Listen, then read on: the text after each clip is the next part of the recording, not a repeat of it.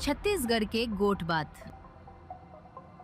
इसी के साथ हम चलते हैं दुर्ग की अगली खबर की ओर, जहां दुर्ग में पहली बार गांधी शिल्प बाजार का आयोजन किया जाएगा। बांस, गोदना, जूट, खादी और मृदांड जैसी पारंपरिक कलाओं को देखने मिलेगी। दुर्ग जिले में पहली बार गांधी शिल्प बाजार, हस्तशिल्प प्रदर्शनी और बिक्री मेला का आयोजन किया गया है। इस उद्देश्य से स्वदेशी उत्पादों को बढ़ावा देना और कारीगरों को आर्थिक रूप से सशक्त करना है। यह आयोजन आत्मनिर्भर भारत की भावना को साकार करते हुए कारीगरों और उपभोक्ताओं के बीच एक सेतु का काम कर रहा है। गुड़वाना भवन सिविल लाइन दुर्ग में आयोजित यह प्रदर्शनी 12 अक्टूबर से 18 अक्टूबर 2025 तक चलेगी। यह योजना सुबह 11 बजे से रात के 10 बजे तक खुली रहेगी। प्रदर्शनी में देश के 8 राज्यों से आए लगभग 45 स्टॉलों पर पारंपरिक हस्तशिल्प उत्पादों की प्रदर्शनी लगाई गई है। इसमें बांस का कला, गोदना, प्रिंट, जूता क्राफ्ट, मृदांड, हैंडलूम, खरीदी वस्त्र और हर्बल उत्पादों जैसी विविध कलाएं शामिल है। खादी ग्राम उद्योग के असिस्टेंट डायरेक्टर मनोज राठी ने बताया कि केंद्र और राज्य सरकार के सहयोग से खादी ग्राम उद्योग बोर्ड की ओर से दुर्ग में पहली बार ऐसा आयोजन किया जा रहा है।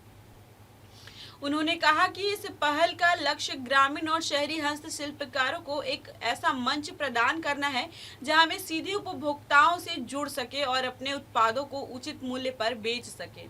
अंबिकापुर जिले के लखनपुर क्षेत्र की शिल्पकार दिल बसिया पावले ने अपनी अनूठी गोदना प्रिंट कला से सभी का ध्यान आकर्षित किया है। उन्होंने बताया कि वे 40 वर्ष की आयु से इस कला को कर रही हैं और पूरी तरह हर्बल रंगों का उपयोग कर कपड़ों, चादरों, साड़ियों और रुमालों पर कलाकृतियां बनाती हैं। दिलबसिया पावले ने कहा कि मैं अशिक्षित हूं, लेकिन माता पिता से सीखी ये कला अब मेरे पूरे परिवार के लिए रोजगार का जरिया बन गई है। उन्होंने कहा कि इस कला ने मुझे देश के कई राज्यों में प्रदर्शनी लगाने और प्रशिक्षण देने का अवसर दिया है।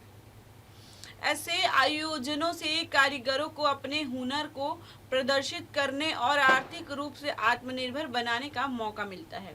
उन्होंने जोर दिया कि हम जैसे कलाकारों के लिए यह मंच बहुत जरूरी है। इससे हमारे उत्पादों को पहचान और बाजार दोनों मिलते हैं। छत्तीसगढ़ राज्य खाद्य एवं ग्रामोद्योग बोर्ड के अध्यक्ष राकेश पांडे ने बताया कि केंद्र और राज्य सरकार की संयुक्त पहल के साथ ऐसी योजनाएं को पारंपरिक कारीगरों को बल मिल रहा है।